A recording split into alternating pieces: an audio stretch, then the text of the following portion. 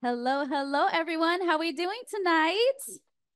Yes, love the energy already for session 3. Well, welcome to the State 48 Foundation Entrepreneur Speaker Series presented by Four Peaks Brewing. Thank you all for being here tonight, and shout out to our virtual audience as well.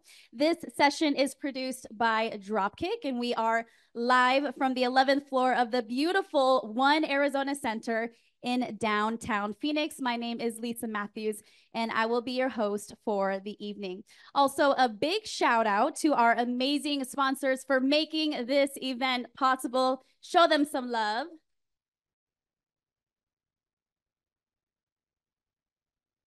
Now, who had a chance to already do a little bit of shopping in the vendor village? Anyone pick up any goods yet? I see some hands out there. Honestly, I can't see much up here. The light is shining, but make some noise. So thank you so much to our fantastic local businesses and organization for joining us here tonight.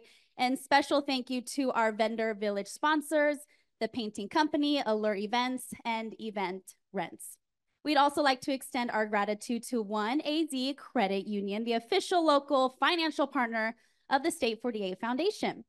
We have absolutely loved being here every single week. I love seeing some of y'all been here since week 1. Session is a special one. It's Mastering Marketing.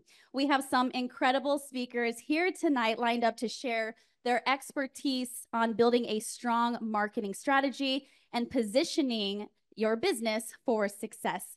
They'll dive into the essential aspects of marketing from branding to digital outreach, ensuring you have the tools to make your business stand out.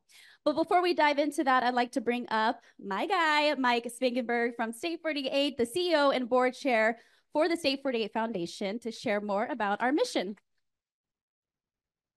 What is up? What is up? Good evening, all. I freaking love this program. I love this location. It's so beautiful. And I love that you all are here tonight. But in order to stay on track, I'm going to reference what I wrote down. Because if you know me, I get distracted easily and I could talk for hours about work. Seriously, what a privilege it is to stand in front of all you tonight and represent State 48 and State 48 Foundation. Shout out. From the bottom of my heart, thank you so much for being here. As you know, um, I will leave here. You will all leave here tonight inspired. Before I get going, shout out to all our incredible volunteers, team members, board members, partners, vendors, and speakers. I'm so proud of what this program has become and especially what our community has become. It is certainly not possible without all of you. Before I leave this stage tonight, I want you to walk away with at least 3 things. Number 1, anything is possible if you work your ass off and treat humans in the special way they deserve. Number 2, understanding the difference between State 48 and State 48 Foundation. And number 3, the journey of entrepreneurship is humbling, challenging, lonely, exhausting, sad, along with so many other emotions. You're like, why the hell am I here? But it's so damn rewarding when you get to do something you love with people you admire while controlling your own destiny in life. All right, so I want to bring you back to March of 2013. If you could just take a second to try to think about where you were at in life in 2013. I know that might be hard because I know I don't remember yesterday, but I really want you to think about where you were at in life in March of 2013 or just 2013. I'm sure you're all there by now. But March of 2013 was the month and year Stefan, Nick, and I received our official trademark for the name and logo to State 48. Our company was born, and our mission has been the same for 11 plus years, to represent Arizona in a positive and fashionable way. I take so much pride in saying we're the first company to trademark this name. And it was probably our smartest decision and in best investment of $1,500 we ever made. A lot of you in this room tonight might be on your entrepreneur journey, simply passionate about business, or just came to shop and drink. But whatever reason you're here tonight, I want you to believe in yourself and know that you can do this.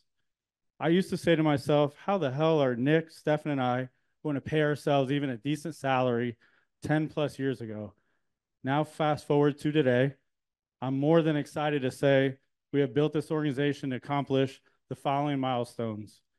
a team of 27 incredible humans, 4 retail locations.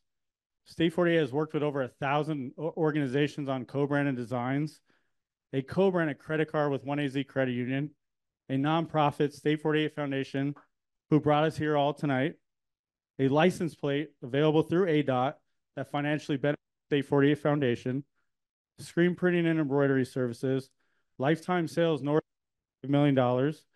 And what I love the most is a whole lot of positive impact by just being good people.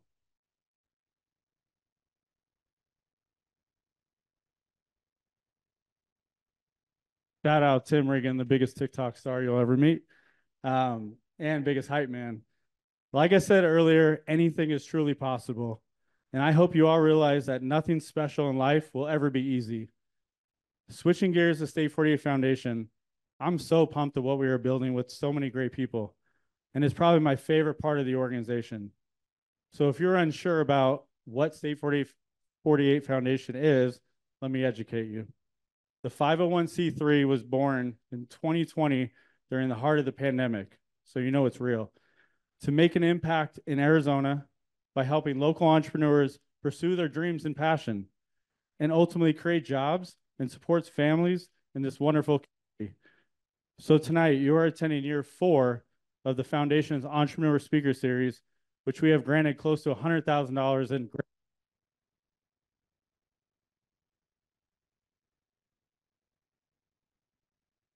Hype man. In addition, we have a pot of $50,000 of grant funding available to everyone eligible in 2024. More important than the money, please take full advantage of learning and connecting in this room tonight and at our bi-monthly Beyond Business events, full of like-minded people like yourselves that genuinely want to see others win. Sharing from experience, these rooms will keep you inspired and get you through the rough days of entrepreneurship and life. I'll wrap it up with this. I truly believe we're all put on this planet to do something special, and I'm grateful to be pursuing my in life. On behalf of our entire organization, I want to encourage you to be yourself, chase your dreams, and never give up. Thank you.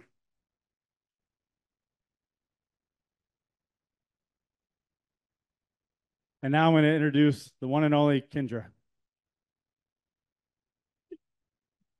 The one and only. You guys are like, who? My name is Kendra Maples. I'm the founder of a company called Culture Crush Business. We are a hub of company culture resources.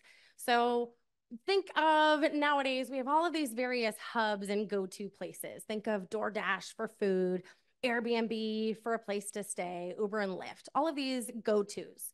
We really didn't have one when it came to company culture though, and we need one. So we have put together this hub of resources, partners across the country that we match with businesses when they're looking for ways to improve their culture. So again, that same platform, right? Matching the community to the resources that they need. That's what we do essentially in a nutshell. Now, do you think that's the way I articulated this business 2 years ago, a year and a half ago? No, absolutely not.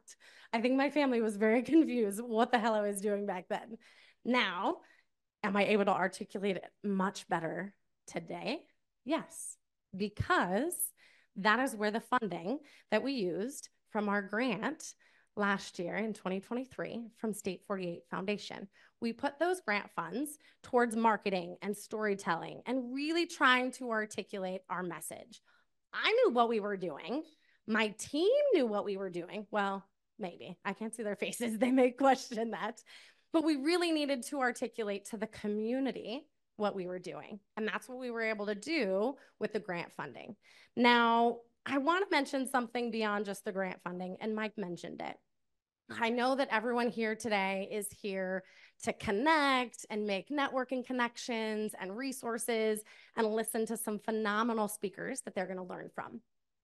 And we also know that a large number of you are here because you have to check that box. You have to go to 3 of these out of the 4 in order to apply for that grant, which is awesome. Now, with that being said, I really want you to realize that there's so much more, and Mike said it, than just the grant money that happens. It's not just this series and the grant funding. Yes, that is a jump start. Yes, that will kickstart what's going on. but we're a perfect example. A year ago, applied for the grant, and now fast forward, I've been on committees to help with the events. We're a vendor in the vendor village, and I don't know if you noticed, but a couple of months ago, right? Yes, you guys should be excited. He's excited. And we were able to do a t-shirt collab with State 48. So many things have happened. Yes, there was a money grant that was given, but so much has happened since then to jumpstart all of this. And I say this because I really want everyone to realize that there is an entire community behind that foundation piece. State 48 Foundation has a community of resources and people and connections if you take advantage of them. So yes, I wish everybody luck on applying for the grant. If you need help, if you need tips, I'm here. Please reach out. And at the end of the day, take advantage of this community that Mike said. They're good, positive people, and they're here to help you on your entrepreneur journey. So you don't have to have those days of, what the heck am I doing? Or in my case, my family going, what the heck are you doing? State 48 Foundation is truly here to be a community to back you on that. So thanks and good luck.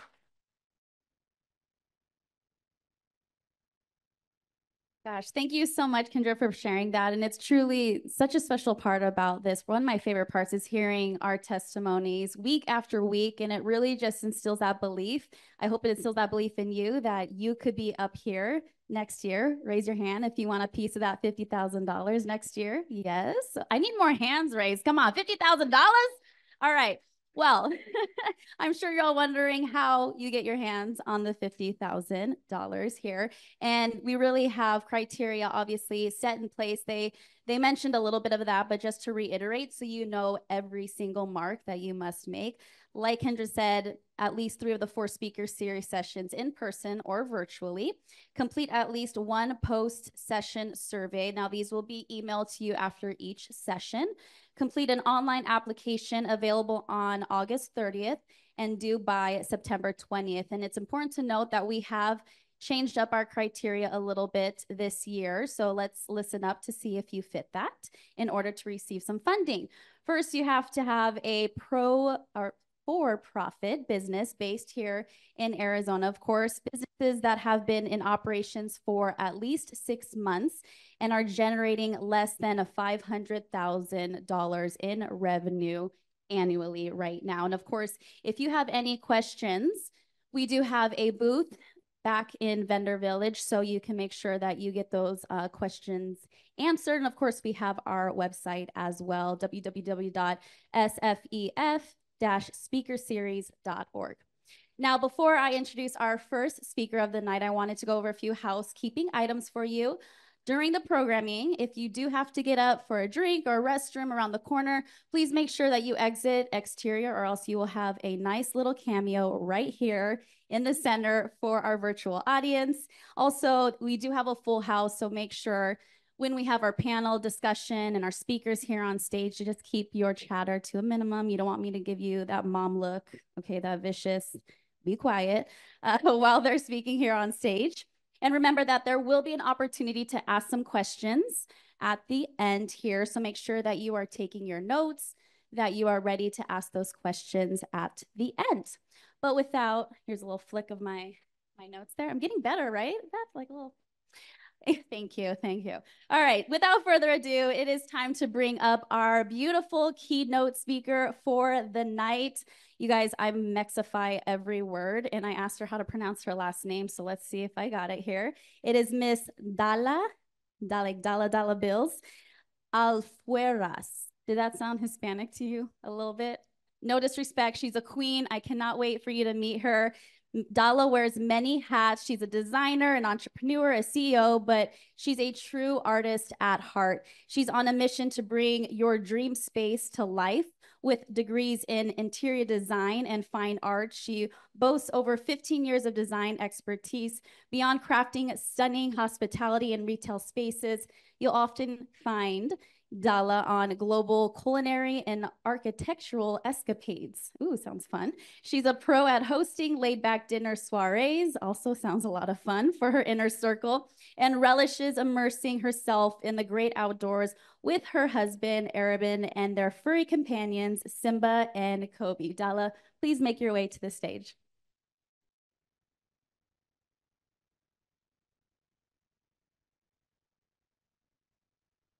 Hi, everyone. Okay, so when I got here tonight, I asked State 48 if I could have a hype song when I came up here. And the distance between the seat and the stage is 3 seconds, so they couldn't accommodate that. But I want you to know that the song was going to be Not Like Us by Kendrick Lamar. So play that if you haven't heard it on your way out, and it will hype you up. Okay, my name is Dala Bills, and I'm the owner of House of Form, which is a hospitality design firm here in the Valley. We design beautiful spaces for our clients that make them a lot of money. I started House of Form 8 years ago, and so I'd really like to gauge the room and see where you're at in your entrepreneurial journey. So raise your hand if you're just flirting with the idea of starting a business and you haven't done that yet. No one. I can't really see. Okay. How many have been in business for 1 to 2 years? Okay. 3 to 5? 6 years or more? Okay, awesome. Well, like I mentioned, I started 8 years ago, and when I started with exactly $800 of my personal savings that I self-funded to kick the company off.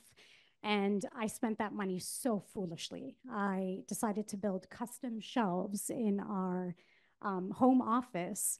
And, you know, I mean, I guess it tracks with what I do as a designer, but I could have put that funding elsewhere. But all that's to say that I really bootstrapped our marketing. And so what I'd like to do, and I'm sure a lot of us are in that position as well. So what I'd like to do is actually talk about a lesser discussed topic on marketing. And that would be kind of the self-work and the foundational work that you need to do before you come up with a marketing strategy.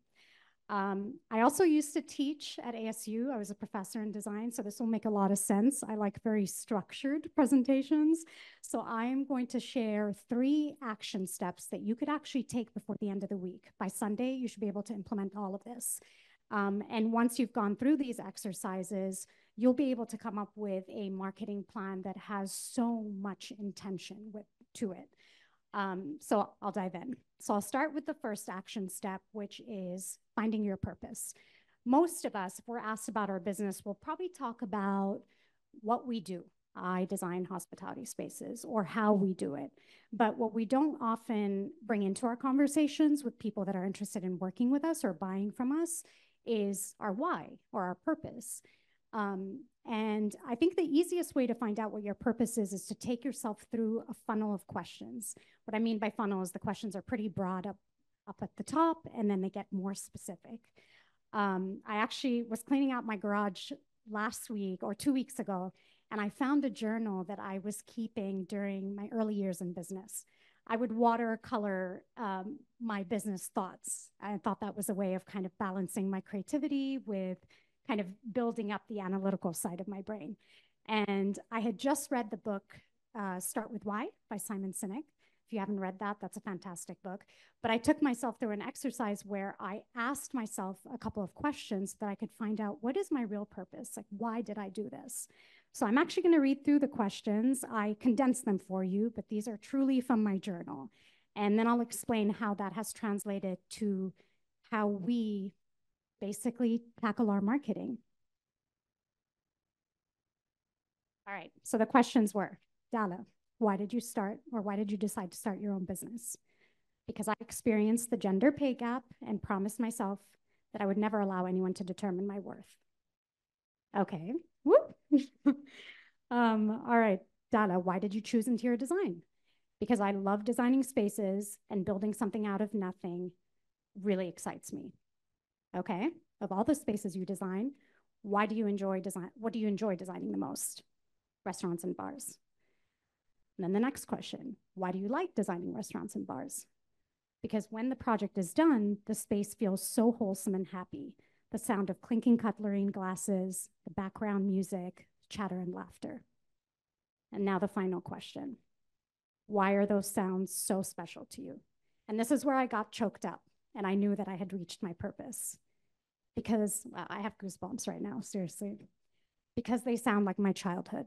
I've lived in 3 countries and 6 different homes, all before the age of 12. That's a lot of moving and a lot of instability. But our meals as a family was the constant that provided so much comfort, safety, and happiness.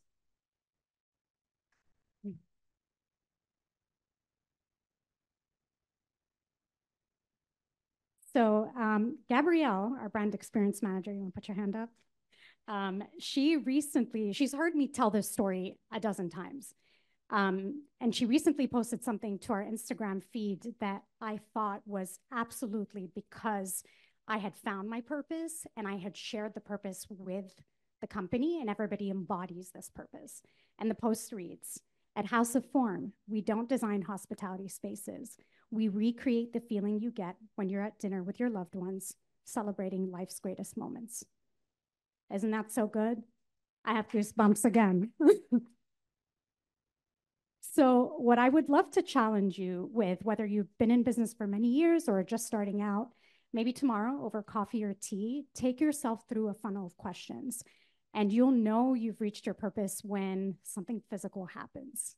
And I think the easiest question to start with is, why do I want to start a business? Or why did I start it? Or why am I thinking about starting it? All right, ready for the next action step? The next one is to dream up your dream client blueprint. Some of you are going to think this is crazy, but I go through this exercise every several years. I create a fictitious character, if you will, an invisible friend, that I define down to a T. What's their name? How old are they? What do they do for a living? Where do they spend their time? And I'm really creating this dream client. Sometimes it's clients I've actually had, and I kind of take 3 or 4 clients that I've loved and Frankenstein them into one dream client. Or sometimes it's someone I've never worked with and it's someone I'd love to work with. And this, I think, helps you really hyper focus in on speaking to one individual rather than trying to speak to everyone. You can't speak to everyone. So this is typically a 30 to 45-minute exercise, but I only have 20 minutes on the stage. So I'm actually going to take you through a rapid 5-minute exercise so that you can create your dream client. And then tomorrow morning, I will follow up with a 45-minute exercise that I'll send you via email that you can do on your own time. You guys ready? All right, you need your phones. Navigate to houseofform.com/state 48. 48 numerical. Again, that's House of Form. Spell it out. Okay. Gabrielle's telling me to spell it out. House of Form, HOUSEOFFORM.com/state 48. STATE, the number's 48. Chef Dom, you should be doing this too. Okay. All right, you guys there? While you're getting there, I'm going to share a couple of rules. So the first one is use your intuition to answer these questions because your gut is usually the most accurate response. And then the second is spend no more than 5 to 10 seconds, and I'll kind of keep you on pace. All right, ready? First question, what does your dream client do for a living? And don't just name their role or their title. Tell me about what they do.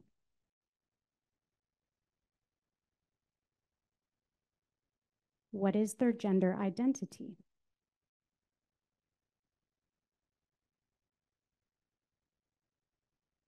Next question, what is their age range?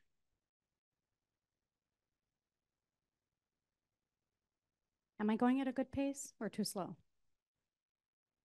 Good, good. Next question, what is their name?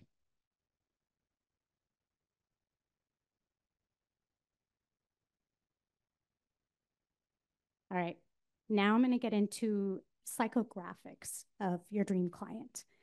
What do they do in their free time?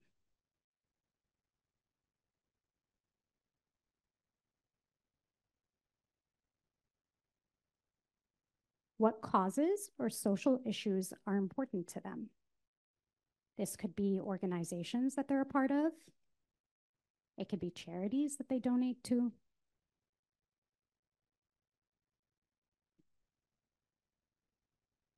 All right, next I'm going to go into business-specific questions. What specific services or products are they looking for? And try to separate yourself from what you want them to look for. What are they actually looking for?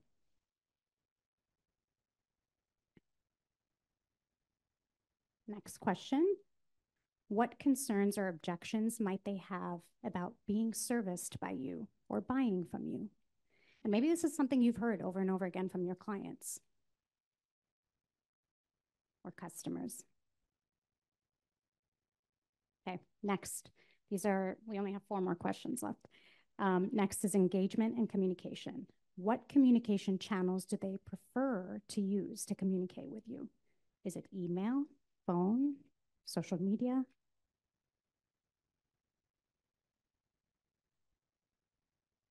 Next question, what tone of voice resonates with them? Are they formal, casual, friendly? And the final 2 questions about their future aspirations. Where do they see themselves or their business 5 to 10 years from now? What is their ultimate vision for their personal brand or business? Final question.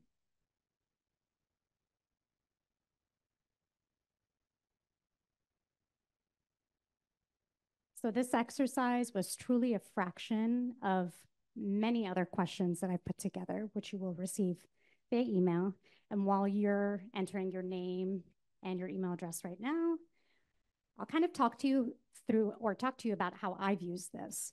So anytime we as a team want to post something to social media, we will think about this one individual dream client and speak directly to them. Anytime we're thinking about where to put our funding for ads in publications, whether that be print or digital, I'm thinking about where this one dream client actually spends their time. Anytime I'm thinking about a gift that I want to give them, I think about the dream client and what they would appreciate receiving.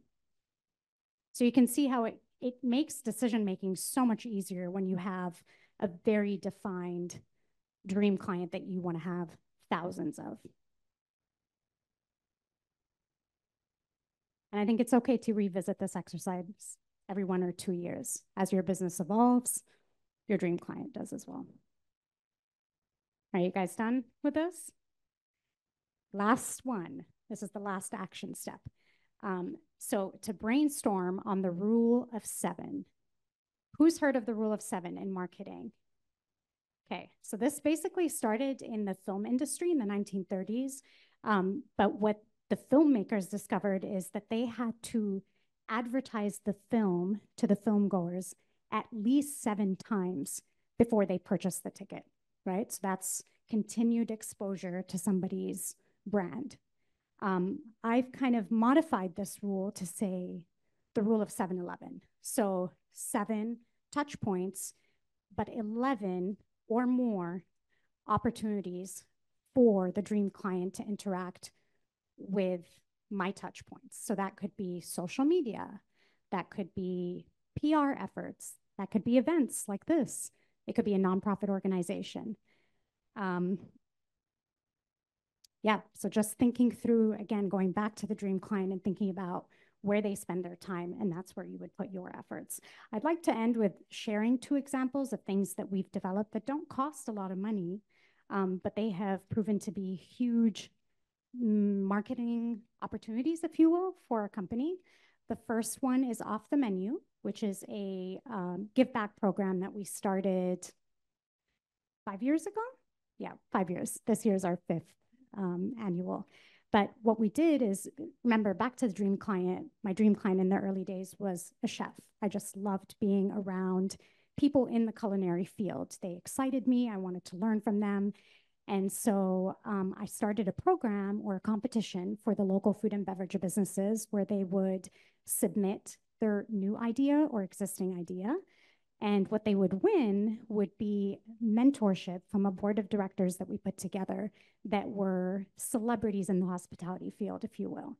And these mentors or board of directors covered every category. It could be social media, it could be funding, it could be real estate. And together they would select a winner and they would get the mentorship for the next year, one-on-one time with each of the board of directors.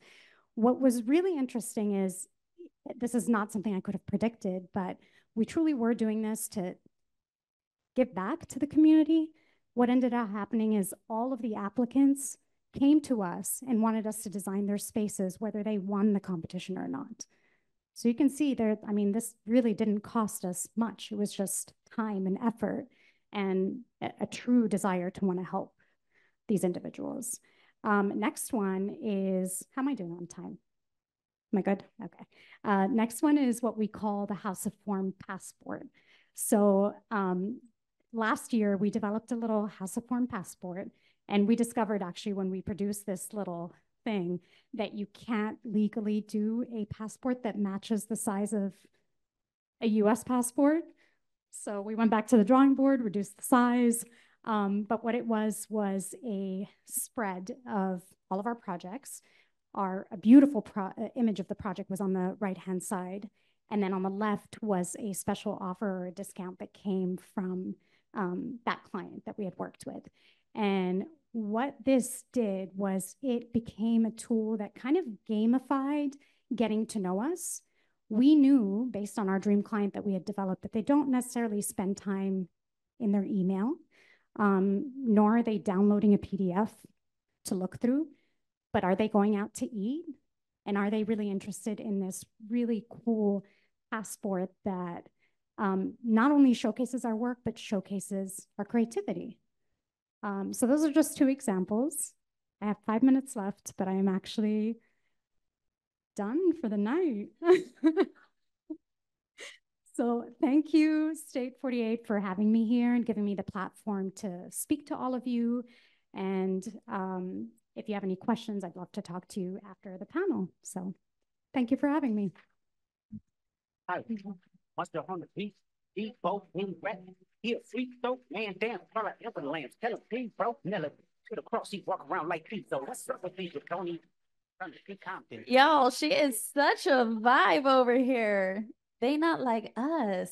Thank you so much for that beautiful keynote. Make sure you follow her and her team at House of Form on IG. The aesthetic is beautiful, and I'm sure you'll be able to see so much more there and follow along on her journey. All right, now we're gonna get ready for the panel. Let me come this way so I'm not a hidden voice over here. Getting ready for the panel portion of the night. I'm gonna bring up our panelists here. We have first coming up, Alex Guerrero, founder and president of the Society LLC. We have Josh Hay, CEO of Eastern Phoenix Valley Dutch Bros, Arizona, and Chef Damon Ruff, private chef of Dame Enterprises. I'm gonna follow you all up here. Hello, hello. Thanks for joining us, guys. I thought I was being fancy with my boots tonight, but you all are looking fresh. Okay. You got the D books on though. Yes, I love it. You got the Travis Scott's on. Yep, you got some. I don't know what these are, to be honest. Might be Ross Marshalls. I'm a mom. I don't know. All right. Well, before we begin, I introduced you guys in your titles, but can you guys give us a little bit more context of who you are, what you do behind your title? So how's everyone doing? I'm sorry. I'm a Chef Dame Cooks. I'm like one of the infamous guys in the culinary game right now, self-taught. Been doing it 7 years now. I'm cooking for a few of the Suns, a lot of the Cardinals right now in the city. Do catering. Really big time, like high-end catering. I'm always in the big old mansions and stuff. Pretty cool. But yeah, got a full team, and we travel. I just got off a plane from Miami this morning. So yeah, this is what I do. If you ever need me, look me up at Chef Dame Cooks. Once we have mansions, yes. First step, get a mansion. Hey, I'm Josh Hayes. I work with Dutch Bros here in Phoenix. I have for 16 years. I'm a former Marine with a little bit of a marketing background. That's what I started going to school for before I took the coffee thing full time. And I'm excited to talk to everybody tonight and hopefully get to meet some of you. Thank you. Good evening, everyone. My name is Alex Guerrero. I'm the founder of the Society. We're a little bit of everything, but I'd like to think that we are mentors. We are specializing in brand marketing for athletes, entertainers, brands. We've evolved every day. In the service world, you kind of have to, but it's what I do every day, and I love it. Love it. Thanks for being here. All right, we're covered. We have coffee, we have food. What are you bringing to the table, Alex? Personality. People that'll eat it. He is. Yeah. Sign us up for Including that. me.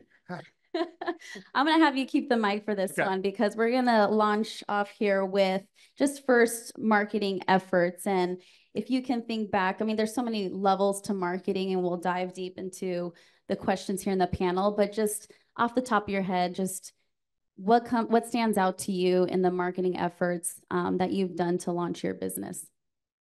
So to launch my business, it's actually the story that kind of, I'll try to make it short, but I mean, when I started my company, I didn't know about fundraising. I figured people that had money would start companies. And so when I started to put together a company that was going to be real, I had hustles. I used to do buses down to Boise State games from Boise to Vegas just because I wanted to go to Vegas, you know what I mean, and bring my friends with me. But when I wanted to start the agency, I started looking into different niches and things like that. And through Chatter at the place where I was working, which was actually a PSR, I was basically a social worker. And there was a doctor in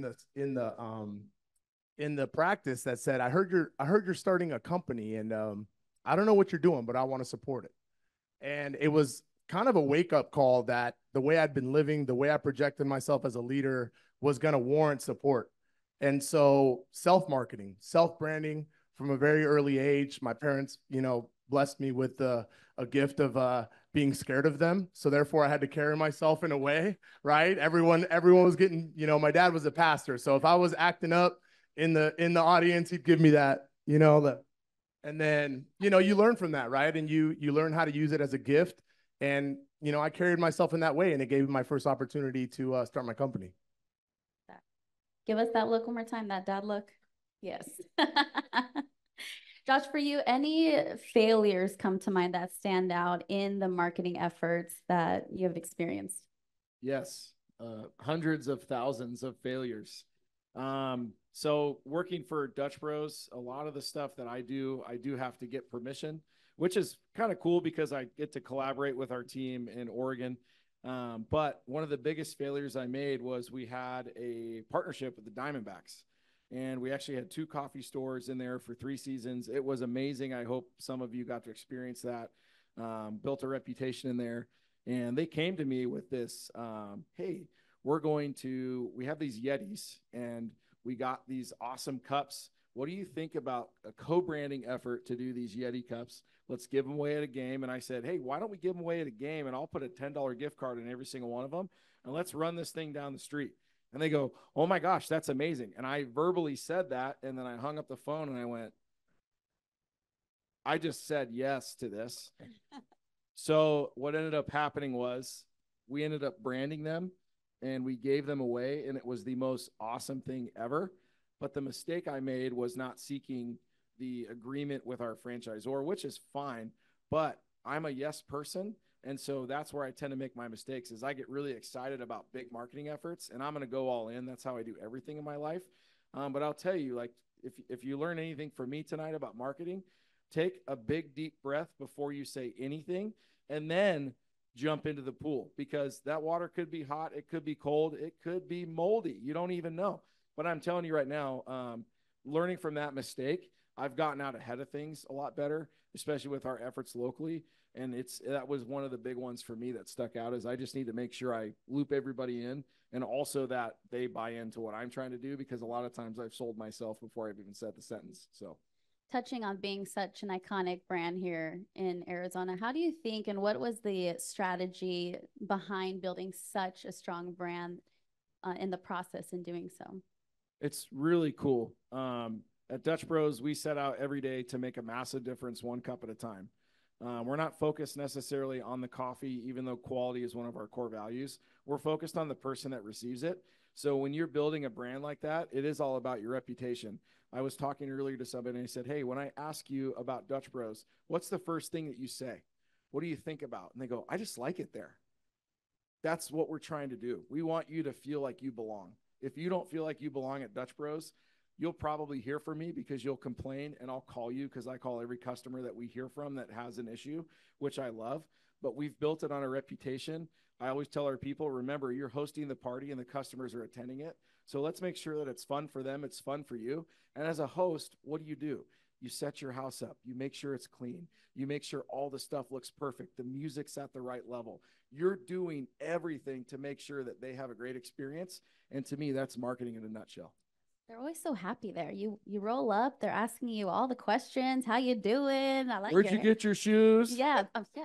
Ross, I already told you, Ross.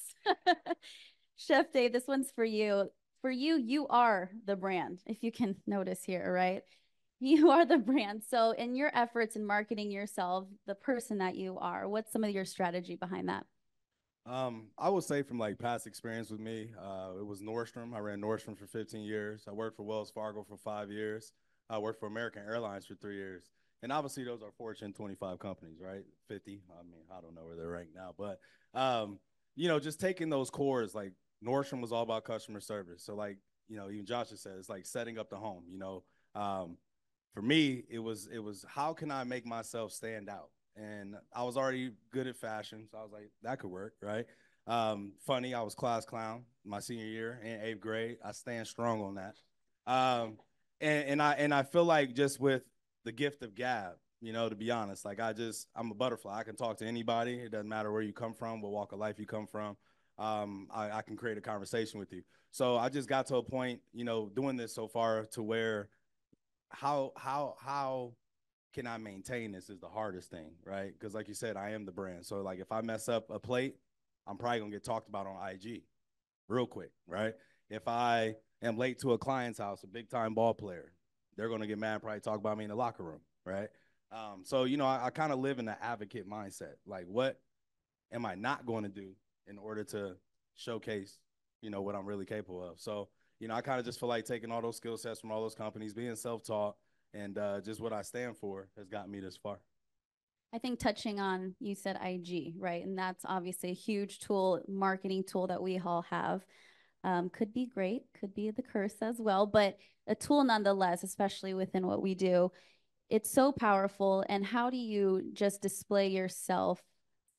You have the mic. Display yourself and your brand to then be able to just like scale your business as well, because it's beyond just word of mouth, and you can reach different networks through that social media tool as well. Yeah, I would say Instagram has definitely been 85% of my business. I never thought I would say that because I'm not a social media guy. You know, I've gotten better at, you know, hiring different people along my way that taught me a lot with it. But, you know, the biggest thing was like if I had downtimes, I was on there cooking breakfast, lunch, and dinner. Like I would just constantly display, hey, I'm active. And I think that's what a lot of people respected about me, because they're like, this dude's getting up every day, cooking 7 days a week for himself. He's making creative dishes. He's at somebody's house. He's doing catering. He's doing all of these different things. So, you know, with Instagram, like you said, it could make or break you. But I just think the consistency of me posting on there, and then also showing chefs like my life, you know, I'm taking care of my kids in between that. I'm, you know, washing dishes, right? I'm doing all these different things. So, you know, a lot of chefs, you know, in the game now tell me I'm very encouraging, you know, I'm motivating and whatnot, because I just show my authentic self. Yeah, it definitely unveils behind the business, right? It just shows the person behind the numbers and all the things that make a business up. Makes you be able to connect more, and you're a natural connector with Dutch Bros too, and how you guys navigate that community aspect as well. Talk a little bit about how you utilize those tools in your business for outreach and networking. So I'd say the biggest thing, and you touched on it, is response time. So if you put out content, you have to be able to either yourself be on top of it, be looking for those things that you can respond to, but you also have to understand what not to respond to. It's okay not to respond to somebody that's hating on you. In fact, I've never met anybody that's hated on me that's been doing better than I have. So take that with you. But the point is, when I say that, they come from out of nowhere with some of the negativity. So I want you to really filter that out and make sure that you understand that you give energy to the things that give you energy. And if you give energy back to somebody who's giving you negative energy, especially on social media, you've just leveraged the tool for the worst thing that there ever is, which is making the world a worse place. So that's part of it, is your response time. The second thing I want to say is don't just put out content to put out content.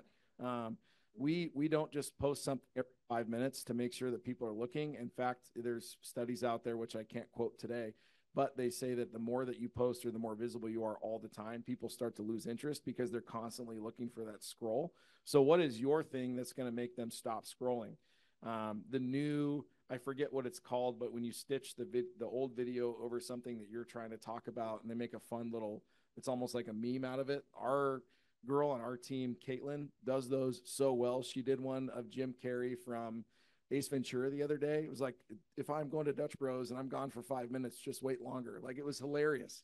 It's just like, yeah, we'll be right back. But put out content that matters. And then also something you said, I'm going to say it again, be consistent. So come up with a schedule for yourself so that if you're posting something, now I have time to go back and look at that for the next hour to make sure that if engagement is there, I can engage with my customer base, make sure they hear from me, answer questions, ignore the negativity. But again, you're spending the time where you need to. So then when you put away for a couple hours, you can come back to it later and see how it's grown. So those are a few things that I would suggest. That's good. Alex, I know we've gone to lengthy conversations about, ooh, someone's phone. Crack screen? You good? You good? All right. Anybody got a mobile fixing business here? Hey. Okay, fair. We've talked at length about social media, how much it's changed over the years, and you represent athletes as well. So not only are they focusing what they're doing on the field, but developing their brand on social media is a whole other game, which you take over for them. So give us some insight into that. Well, I think for entrepreneurs, a great way to look at it is like having an intentional reason for why you're on social media. So for a lot of athletes, we have a great athlete here, a local legend, Devon Kennard, who actually was a client. And his purpose was, I want to start showcasing just how dynamic I am as a person. And mostly, especially athletes, entertainers, you're known as that one thing. So when we started managing social media, I saw it as a medium to let people know more about you as the person, right? And not just the person as, you know, especially as football players. We have helmets on. We're not typically always on the camera unless we're the quarterback. And so we have to find different mediums to make sure that we're discovered, right? For people to see who we are off the field. And so that was just a great opportunity. Around 2012, we saw a lot of athletes starting to take advantage of it. You know, Chad Ochocinco, Shaq. And I saw an opportunity there to go to players and say, hey, you know, you can't control what the local beat writer is going to write about you, right? But if you're going to control social media, let's have a narrative. Let's be consistent with that, and choosing why you're on there and what your intention is really important. I just something to really take back to you guys and say, all right, what's our intention? How are we going to leverage this? And then implement the things that these two gentlemen were talking about. Let's get into a little story time with that, because I signed NDAs. I'm sorry, I can't do that. No names needed here. Okay. Okay, but just examples of, obviously you're helping manage for other people, yet wanting them to show up authentically, to have their genuine self displayed on social media. Just navigating that. Yeah, I have a pretty good example. So he's a client friend. You know, we've kind of run through our whole like service plan. His name is DeMarcus Lawrence. We helped launch. He's a defensive end for the Dallas Cowboys. DeMarcus was in a very unique spot. You know, DeMarcus came into the NFL in the drug program, basically meaning if you test positive, you're out. So he had to gain the trust not only of the community on the football field, but also off the field. And so when we started managing his social media, we wanted to showcase that he was a community leader, and it happened to be around the time that he was up for his big contract. So not saying that we helped him get that contract, because honestly, you know, he had a tremendous year. The Cowboys had a tremendous year. But if I'm behind the scenes and in the room with Jerry Jones and Stephen Jones, the fact that I saw him growing as a person made me feel a little bit more confident about signing that, you know, $100 million deal. And so again, the purpose for his particular plan was to gain the faith of that fan base, that community, the ownership group. And, you know, we saw a really good result from that, and he's really rich now. Thanks to you. Yeah. No. Can you call him and tell him that, please? Thank Was you. he the one that called during our podcast? I can't remember who had that. No, I think that was Pat P. Was it Patrick? Yeah, Pat's always He just calling about wanted a to golf. crazy idea. He just wanted to golf. Yeah. He has tons of funny, like great stories. So Yeah. after this, make sure you Yeah. bombard him over there in the Yes. networking area because great stories. Yeah. Josh, Dutch Bros is just well known. Obviously, we talked about for customer loyalty as well. How do you create that and really just scale that, but also allow that local flavor to still exist per shop? So customer loyalty in a nutshell, right? It's somebody becoming a regular. I kind of talked about them feeling like home. So how do you create that? I think it starts with hiring. So as a small business owner, you're going to hire yourself first. And I encourage you to fire yourself if you're doing a bad job and switch roles. But it starts with hiring. You have to hire the right people. You have to have people that have the same energy as you or want to build the same energy. And then they have to match that energy with what's going on each day. So we talk about our people actually as a billboard for Dutch Bros.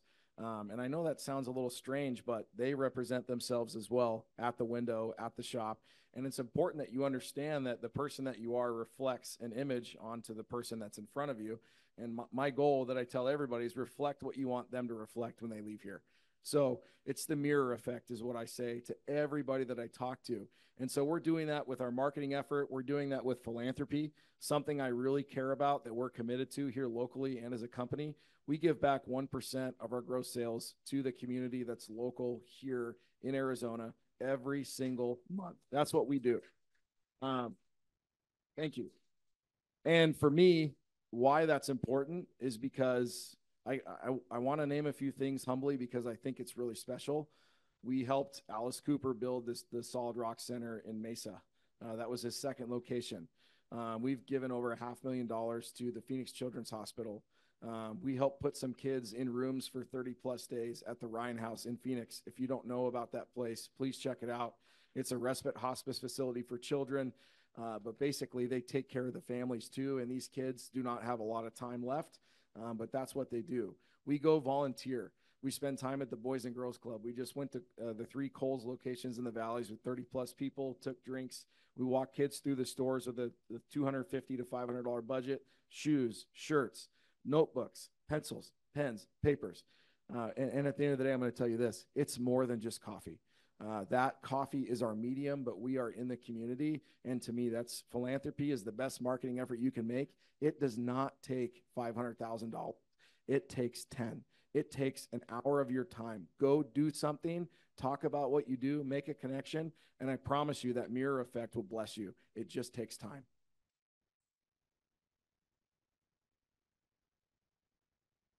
Love that. For you, connecting with your clientele is so important, building that relationship, that connection, because you want to be invited back. You want to continue on your services with them. How do you just continually build that connection? It doesn't have to be fancy marketing and outrageous, tools, but just really that person-to-person connection. Yeah, I think for me, a lot of these guys look at me like a big bro, and I guess like when they're in these careers and they're missing these voids in their life, they're trying to appoint people in their life to hold those positions down. So I tell people a lot, I'm more than the chef because I'm coming in the house talking about sports. I could be talking about their night before, I could be talking about, whatever they would like to, and they can relate to me. And, outside of speaking through food, as I've learned to do now, I'm using less words and just more action of that. But yeah, I just feel like, just being yourself is going to take you a long way. Like he just said, just in the Bible is 10 folds. You got to be able to put out in order to receive, and you will receive if you put out. You can't think about money all the time. Everybody, for me in my business, everybody knows how to cook, but at the same time, how can you stay creative in that for people to keep trusting you? And I think that, I've done well with that. So, I think, I'm grateful for my manager here, Yash, but, her and I is just like are a crazy duo, and we just sit for hours and we think about like, what can we do next? What can we do next? So, I think just like you said, just connecting and just staying consistent in that. With what you do, there's obviously a lot of networking involved, but it's person to person. It's word of mouth. It's the connections. Yeah. But what efforts do you make in making sure that you're growing your clientele at the same time? I'm constantly in my website, my Wix. I check that app like it's a bank app. You know, I'm constantly in there, you know, just doing different things or, you know, some type of marketing. I'm always scrubbing, like something Nordstrom taught me, again, going back to them. They have something called a personal book. So if you shopped at Nordstrom, you know that experience. Like they're able to go in, they see everything you've bought, and they know when to call you when there's a sale, like those type of things. And that skill set has stayed with me this entire time. Like I either, like again, if I feel like I'm slow or I need to project, I'm going in my phone book and I'm scrubbing. I'm looking up phone numbers, or I'm like, hey, they booked me 6 months ago. You know what? They probably due for a birthday again. Let me reach out to them. You know, or you know, an anniversary's coming up. I know I did that 2 years ago. And what's cool recently is like, you know, retention is important to me, right? So for 3 years, I haven't had like a set of clients, and then recently, like they're all calling me again. You know, and it's like you still stand out eventually. You know, you may think like, oh, why didn't they book me again? Or, you know, I put in so much work. How come they're not booking me for everything? But to still get a call 3 years later and them telling me like, ain't nobody did it like you, we need you. I'm like, all right, cool. Like, so, you know, just being your authentic self. Yeah. And like you said, just utilizing what you have. You know, a lot of people try to spend so much money on marketing and whatnot. You really don't need to spend a lot of money on marketing. Like you could just continue to, like Dollar Bill said, you know, come up with these reassessment questions, you know, every few years. If it takes you every few months, if you feel like you're losing your touch, like just stay constantly asking yourself, like build, like she said, a whole scenario in your head. And I think that's what it is about me. I'm a dreamer. So it's like I constantly am thinking 4 or 5 years ahead. I'm thinking like, what's next? So I think that's why I've been able to stay relevant.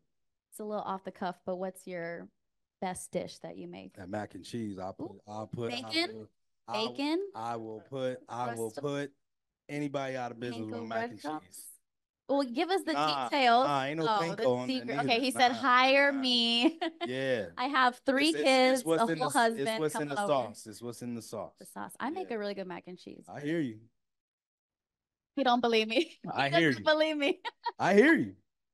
But can you make enchiladas? I can do all that. Arroz con pollo. Yep, I can do all that too. Well, you're hired. I honestly, I go to like, that's the thing. Like, cook for my family. Yeah. I'm hired.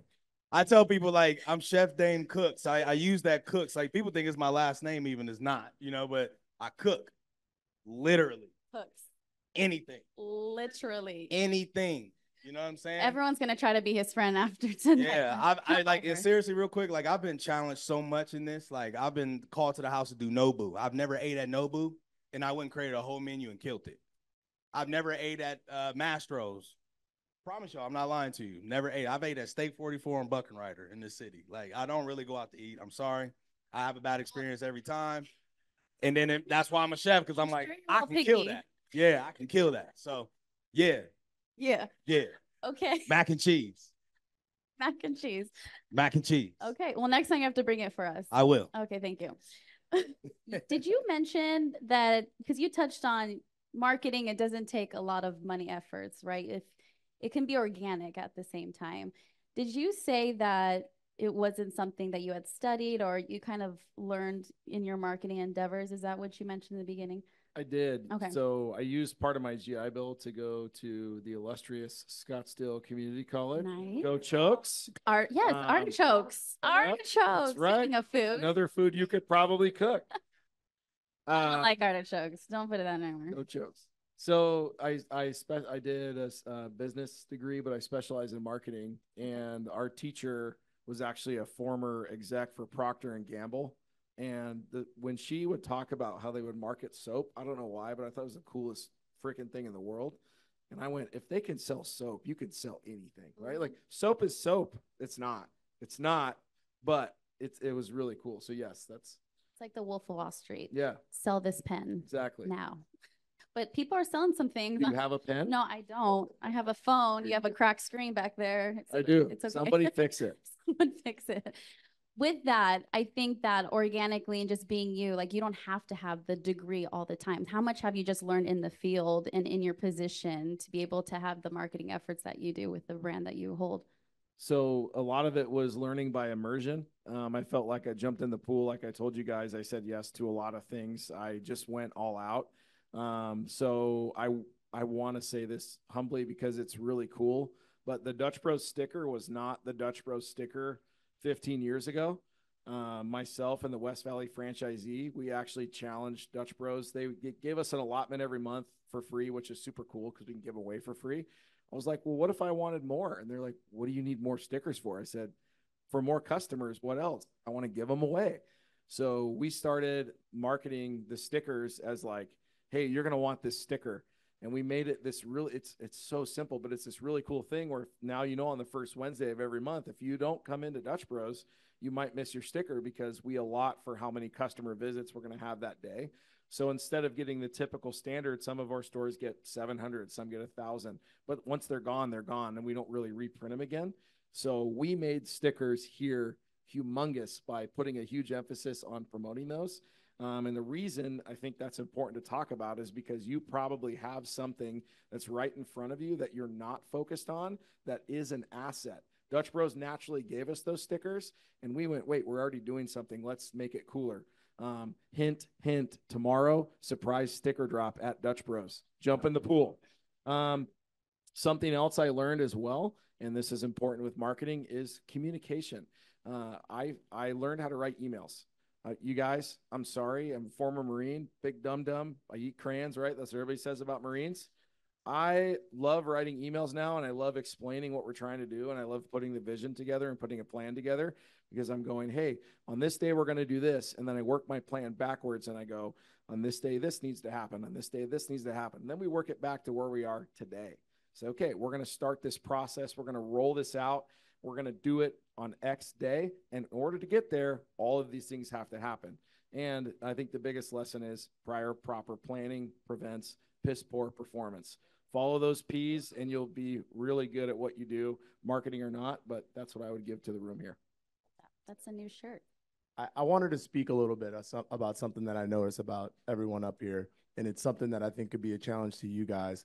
Everyone here has had opportunity to be in community early, right? Marines, every aspect of your background, and Nordstrom's, you know, me, football, church. So all those aspects are great ways. And you hear this term around a lot in sports where it's like, it's a copycat league, right? How can you immerse yourself in community so you can pick and choose and be a chameleon, but also be a learning a sponge to try to get as much out of those conversations, those interactions, verbally or non-verbally. And I think it's so cool to see like prime examples here because all of them are different walks of life, but it's obvious you guys took something away from your guys' experience.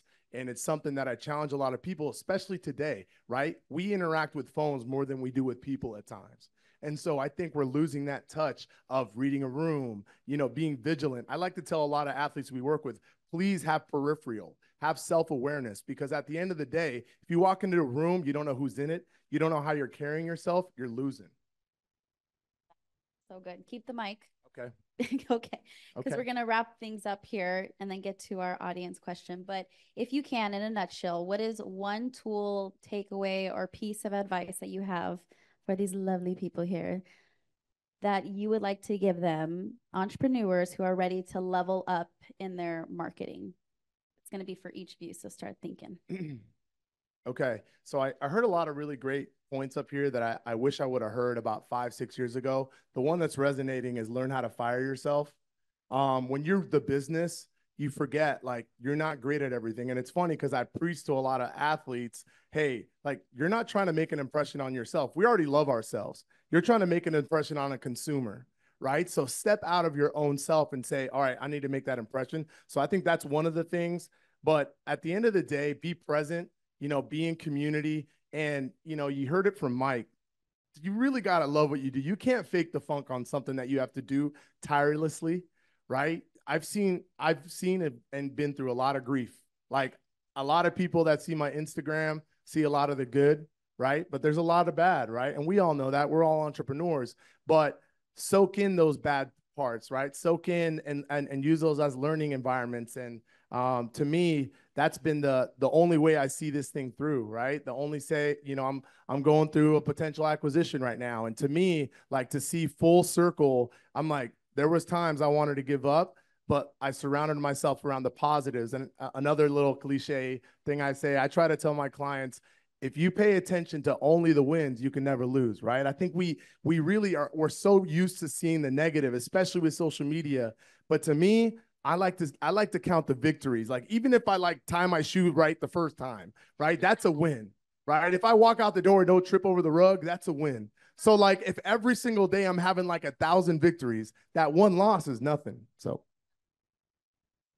give you a round of applause for that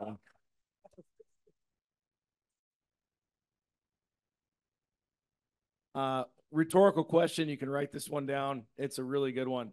How do you eat an elephant? One bite at a time. Thank you, God. Everybody understands that. I look at problems like an elephant sometimes. And you just talked about problems, but I'm kind of an optimist. So that's also resonates with me. I know if the problem's big enough, eventually, if we work hard enough and we take care of it one step at a time, it's going to go away. There's going to be stuff that comes up that you're like, man, I have to fire this person, or I have to fire this customer, or I have to have this conversation. Remember this, you get to do those things as an entrepreneur. You don't have to do anything you don't want to. And if you don't feel like you get to do it and it's not a privilege to do it, you should stop now, because you're not doing things that would make your why or make your heart really beat in your chest. If you're not nervous every time you launch something, if you're not anxious, if you're not excited, if you don't have it inside you to take one more bite and keep going, you're not in the right space. And Dala really laid that out well for us. But I always go back to the elephant theory, because things that can seem so big, if you chunk them out and you chip away at it, I guarantee you're going to be Jack and the Beanstalk taking down freaking giant, and it's going to be awesome. And you're going to feel so refreshed afterwards. So keep your head in the game and don't ever give up.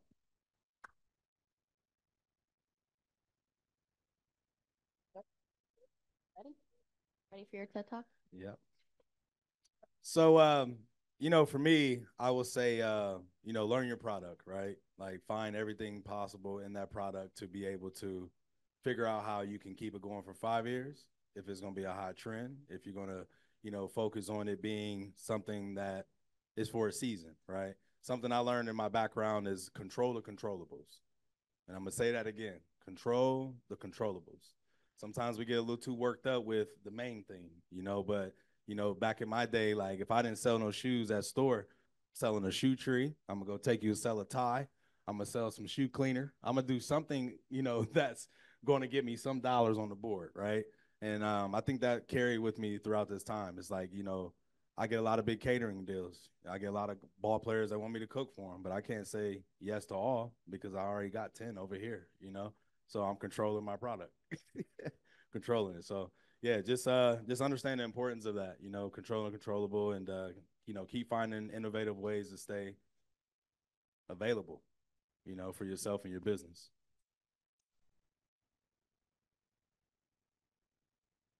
All right, well, I'm sure the audience has some questions for you. So we're going to start that portion of the night. And if you do have a question, please raise your hand. It's your moment. Stand up, tall and ready. And please speak into the mic. And if you are addressing someone specifically, just say their name so they know to answer. Hi, so I recently started a charcuterie business the beginning of the year. Everybody follow Rolling Bites and Delights. My question is, I want to cater to those $1 million mansions, and where can I effectively reach my target audience? Is it social media? Is it local events? How did you start that? Where did you first get to that spot? So it's just like you said, you're creating something. I started selling plates. I worked on food trucks. I worked in commercial kitchens. I've made makeshift kitchens in these type of spaces. Even when I walked over today, I told him, I said, this is exciting because this is like where I first started as a chef back in Columbus. We used to get buildings like this and do plated dinners. So like, I'm already thinking now, I'm like, yeah, I'm about to do that in here. Yeah. But, like you said, it's social media is powerful, but do content days. Just get into taking a lot of pictures, figure out where you can advertise those pictures. And at the same time, again, figure out who's in your network that may know someone that's an Airbnb owner in Scottsdale. It's just all about how you diversify yourself and, figuring out where to place that product. I got you. I'm gonna actually use you because I'm tired of making charcuteries. Yep. So yeah, we'll collab soon. Hello, my name's Frank. This is to our wonderful Dutch Bros CEO. What does it take to go from marketing campaign into implementation? Obviously, there's a lot of different Dutch Bros retails, franchises out there. How do you make sure that what you have as a vision comes out successfully in implementation? Hey, Frank, thank you. So implementing something at the store level, it all actually depends on the communication strategy that you have. And it is actually the rule of 7, which was mentioned today. So we try to first, we make sure that our employees have heard about it 7 times. I know that sounds like a lot, but they have lives. So people that are out there, they're doing other things. They're coming to work for us. They're giving us their time. We're so grateful for that. So we just have like a daily huddle before every shift. And if we have something coming up, we actually start 14 days before it happens. And we have 7 touch points with the staff, including 1 the day of, to make sure they know what's going on. Then you have your campaign materials. So everybody gets to see the thing that we're going to do. And if it's a physical thing, we make sure that they have at least a week to physically see it. Whether that's a drink, they get to make it, they get to taste it.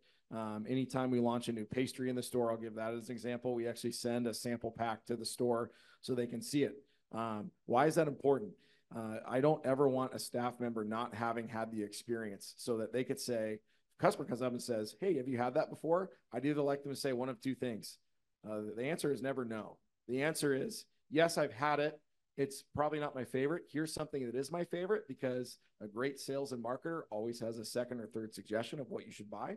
Or, oh my God, if you haven't tried it, you're going to freaking love it. Here's why. These are all the things that are in it. And there it is. And then lastly, if you have the time and you have a staff, I would also recommend, if it's a larger marketing effort, have a marketing meeting with your team, just focused on what you're trying to do. Make sure, again, what are we doing? When are we doing it? What's the goal? What's the outcome? And then afterwards, for those of you that are the entrepreneurs in here, which everybody is, make sure you collect your data. If you have a way to track what you did, you need to look at what you did afterwards, because it's never successful until you know the impact or the result. And I can tell you, we've cut things after 2 weeks when we say this isn't working. I hope that answers your question. Thank you.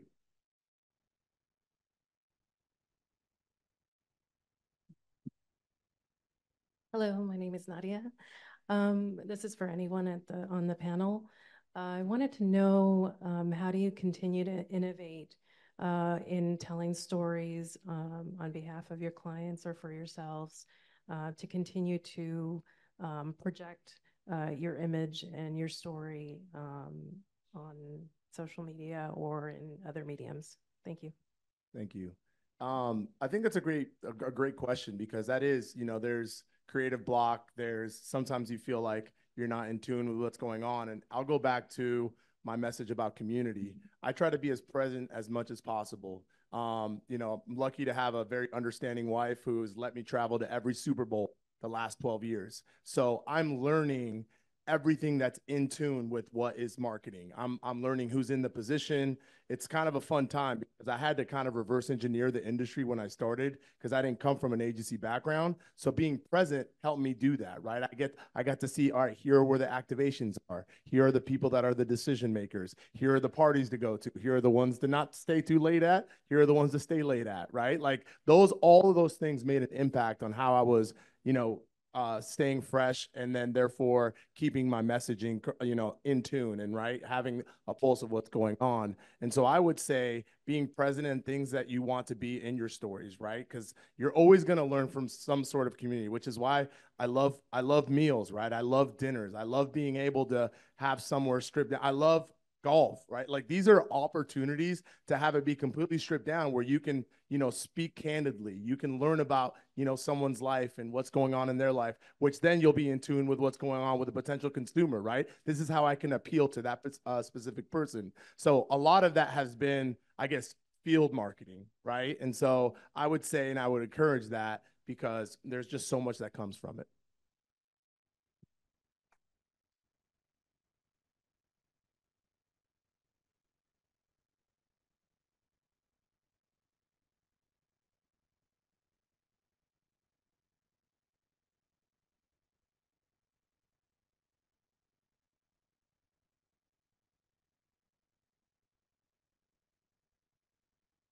but I know a lot of them aren't going to go on to the college route. And I know we have the artichokes up there, but other than that, right, that's all I've heard about the college. You guys didn't really talk about any of that. So what kept you guys going when you hit that part where you had to like market yourself, or like how did you do it without that college? Because that you guys didn't use that at all for Yeah, I would I like that question, so thanks for asking it. They hand me the mic, so I guess they felt like I was good at this. Self-taught, you know. Like you said, a lot of people could go far with it or they couldn't. You know, I actually thought it was crazy that colleges and schools started incorporating like entrepreneurship programs. I'm like, how can you teach entrepreneurship? You know, it's good that they've created that awareness. But, you know, at the same time, it's just about how can you, what's the best word I want to use? How can you prevent yourself from like falling into the norm? That's big. You know, with a world so driven by worldly things and things that are distracting, you know, how can you, like I said, I play the advocate on everything. Like my manager will tell you, like, I'll probably get on her nerves a lot because I'm like, what if this happens? Or like, if I'm thinking about this, what if it doesn't, you know, occur, you know, or whatnot. So, you know, and to what you're saying is just, you know, just understanding like everything's going to change. A lot of people get comfortable, you know, so if you're okay with change, like that's the big thing with entrepreneurship is change. And you have to be ready for it because it will happen. Like I could be up sometimes, even to this day, like I could have a good streak for like 6-8 months and then it just get quiet. And then I'd be like, you know, God probably giving me a break, you know? And then like a month later, then it's like, boom, I'm booked out. Like right now I'm booked out all the way till February 25 already, you know? But like we said, it's just that constant work. So, yeah. I just want to add something really quick. Because there isn't a college degree on my wall, and I want to make that clear. I didn't finish. But I will say this, nobody sees the stuff that you do and no one's looking. And I think that's where the real work comes in for anybody who wants to be an entrepreneur. It's the extra hour at night. It's waking up at 4 o'clock to take care of something. And I think for your students that are really motivated, motivation can't show up when everybody's watching. And that's what happens in today's society. I'm starting a business. I'm doing this stuff. Great. Make sure you do tell people that. Make sure that when you don't see you, you work 3 times as damn hard and you bust your ass because it's going to show up later. That's what has to happen for your students.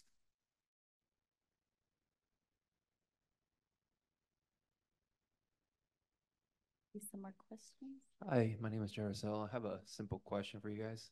How do you find your passion? What would you recommend to those people who are in their mid-20s, early 30s, that would help them find their life goal, their mission, as you will? Thank you. Yeah, I feel like I paid attention to my parents' purpose at first, right? You know, changing lives was very important to them, making an impact on their life. So I would say just being vigilant, right? What are the things that you're scrolling down the street and you're like, I really love the way that advertising is. I really love the way that interaction with the person at the coffee shop was.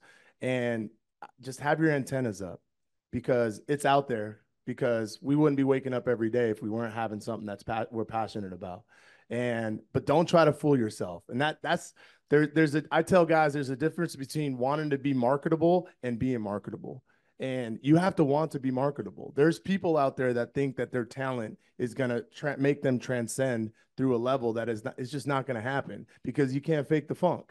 Just like if you don't love football, you're not going to go out there and go through a double day or, you know, bang your head against a guy that's 330 pounds, right? You can't fake that, right? And really quickly, you start getting weeded out when you are faking it, right? And I think the same thing is in business, sports, family, right? You know, relationships. I think all that stuff, like all of it culminates to one thing, which is like be vigilant, be ready, but pay attention. I think that's one thing. When I came to this country, I had to be very vigilant of my surroundings. Like my first language was Spanish. I'm in Orange County, California.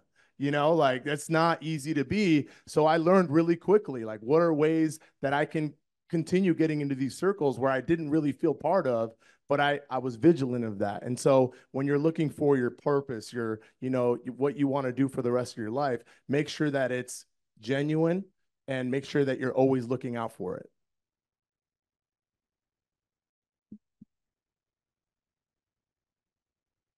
Hi guys, Amber from the foundation board here. So I'm a firm believer that you cannot be successful unless you've had lots of failures. So I would love to hear if any of you have a story about like just totally screwing up or missing the mark as it comes to marketing, so that we all feel like it's okay to make those mistakes. Yeah, I think someone was talking about Dala. So Dala was talking about finding your perfect like customer, right? And so much when I started my company, I wanted it to be about acquisition. How many people can I sign? How many people can I, fellowship to? How can I be a disciple to how great I could be for them? But I was thinking about me first and not the person who I was working with and the perfect customer that I wanted. And to be mentored, you have to want to be mentored. And when you force those things, I felt like that was my biggest failure, where I was kind of blind. There was a couple people that they weren't the type of person I wanted to be around and type of person that I thought was really taking to my mentorship. And so when you think about that and you're running a business where you're the service, right? That sucked a lot out of me, right? And it gave me some doubt. It gave me, well, if I'm not resonating, will it resonate with others, right? And I think we'll all in entrepreneurship fall into that. And so the failure was not really focusing on who I wanted my customer to be and who that perfect person that could receive what I felt was a service.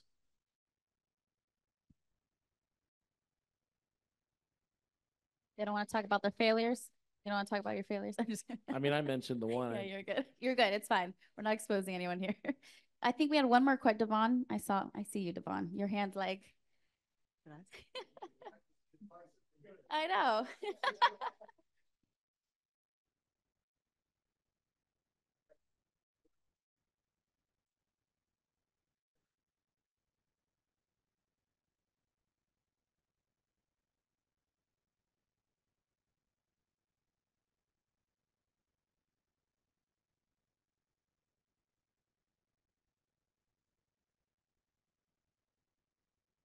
Yeah, I would say for me, it's just creating, so like now I'm on to, I'm like, okay, cooking in the kitchen has been fun. It's been 6 years of it.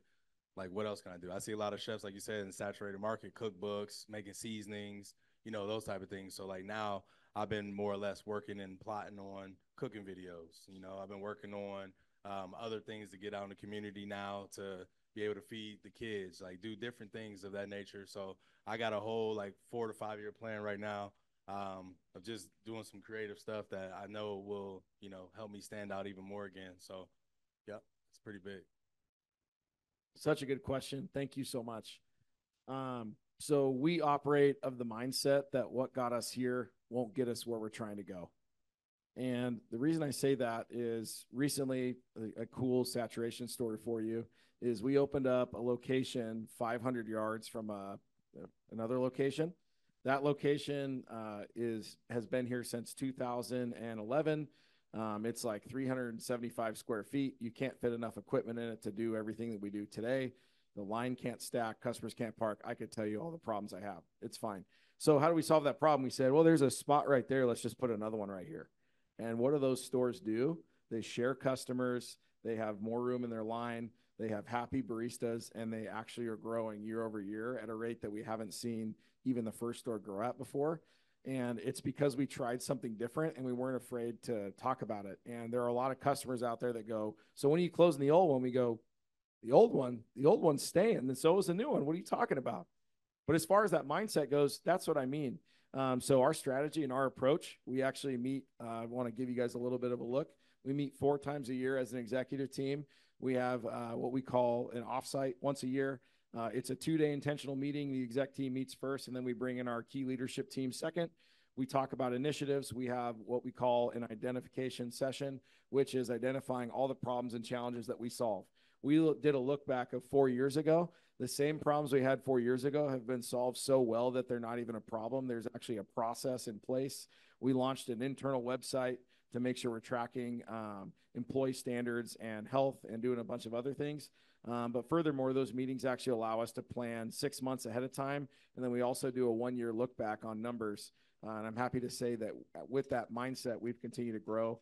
And of course, I always keep my ear to the ground. I listen to every single podcast that comes out from whatever food or restaurant industry place, because I don't believe that we are a coffee place. Again, I believe we're about experiences. And I think if we focus on hospitality, the coffee is going to stand for itself, but our company is going to be built on that brand that we're trying to build, which is people first.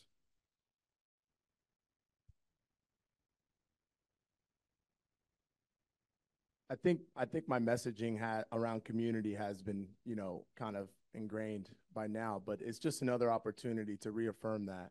Saturation is going to happen. I think one of my favorite books that I read was A More Beautiful Question, which was a book about how every transformative idea in society started from a question, right? And so when you start into a business and you're saying, why am I going into this? Beyond the fact that you're passionate about it, beyond the fact that you're identifying who your customer is going to be, have an idea of what is wrong with the way, what is that niche that you can create, that there's the problem in that. Question that, right? How can we be curious about why, sports agencies don't have a family sort of relationship where they preach family, but then that's not an aspect of it, right? The way that you guys serve people, the way you guys are intentional about creating. And I think to me, when I saw that, knowing that there was a niche that I could create, I studied that, right? Social media was my way in. I was like, well, how am I going to be able to sustain when I'm building a brand, which means no marketing deals, right? So when I'm building a brand, my runway's longer to get my first check. So what I had to do is figure out a plan, which was social media. Social media gave me the opportunity to charge a retainer, right? The retainer is the way we could put food on the table, right? And for me to show my worth. And so being vigilant of what the potential problem that you're solving could be in a saturated space would still speak volumes.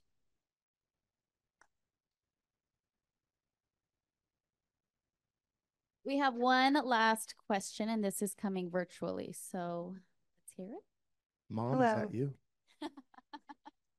Hi, the virtual question is, how do you recommend finding organic partnerships that do not cost any money to get involved? Organic partnerships. I was going to say just going back to the whole community thing, but it's cost me a lot of money to build relationships because I pick up a lot of tabs. And so at the end of the day, there's still something to be said about like genuine relationships. Events like these are amazing.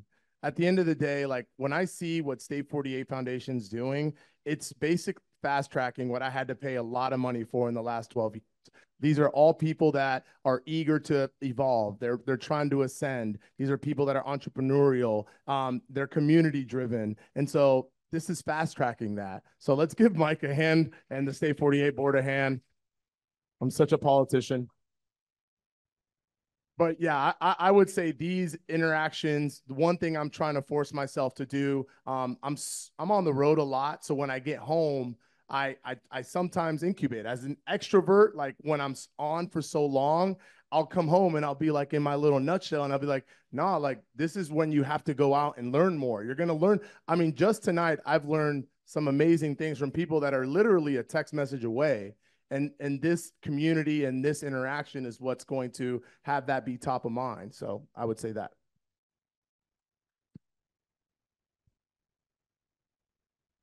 I would also say you could join a board or join a committee and start making a difference, because likely if you like something that you're trying to assist, you're going to meet like-minded people, and that's a free way. I know actually it costs you your time, but your time and the time that you spend with others is well worth it, because it costs you nothing to make a difference. So one thing we talked about, like join a golf committee, help host a golf tournament.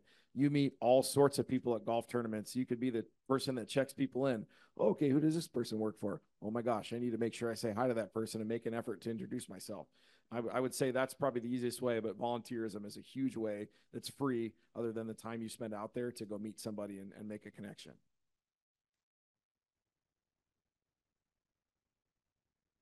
Yeah, I would definitely agree to what both of them said. Organically, you have to place yourself where you see yourself. You know what I'm saying? And if you don't do that, it's going to be it's gonna be a difficult road for you because you're gonna run into those bad relationships. You're gonna run into those relationships where people just want to utilize you for what your name is or what you built. You just want to, again, like Alex said, keep your antennas up, you know, because a lot of people want what you have, even if you're successful. But then you got to find those genuine people that see you and know, like, this could be a good brotherhood. Like, I'm sure after I get done with this panelist, I'll probably be cool with these guys right here forever at this point now, you know. So it's just about placement. It's just like your product. It's all about where you put yourself. Like me, I'm always constantly thinking, like, where I want to put this food at, where I want to put this food at. So I keep myself motivated with that. Good. And I would add, I know y'all didn't ask me, but I would add, shoot your shot. Like, slide in the DMs, connect with people here, say like, hey, I'm looking to collaborate. Collaboration is free. Can we collaborate together? Can we meet for coffee? Can we talk? I mean, I'm going to hire you for my next event. I need some charcuterie in my life. So just that's, I already friended you, okay? But that's what, I already found her. I'm about to slide in her DMs after this. But that is what we're here for in this room, the connection. We're all trying to make it and continue to build and link arms, and that's what makes this event so special. So give it up to our panel tonight. They've been awesome. You guys can go take your break, get some water. You guys were fabulous, very demure. I just learned what that word was, so I'm going to be using it as many times as I can.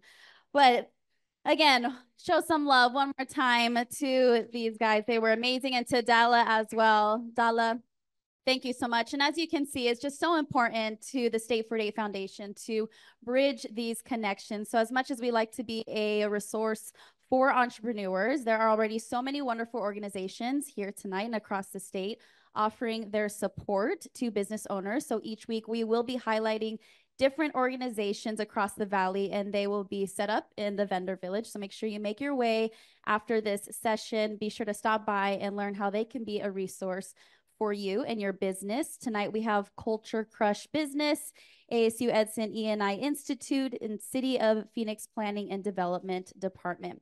And a reminder to all attendees in person and virtually that you will receive a survey from us via email tomorrow. So if you don't receive one, just make sure that you check the spam folder first and then contact us if you have any questions. And lastly, as you walk around here tonight, do a little shopping, you will notice that there are QR codes. That's a way that you're able to give back to our wonderful foundation to keep events like this for free. We want to keep doing these and connecting with one another and providing these resources. I expect big donations coming your way. You're paying up for those golf games and all the things. And we invite everyone to stick around afterwards to connect with the speakers in the networking area. We are going to have to break down the stage, so we need to clear this space, but happy networking and connecting. And we will be here next week, the final session for how do we grow from here. We'll see you next week. Thanks.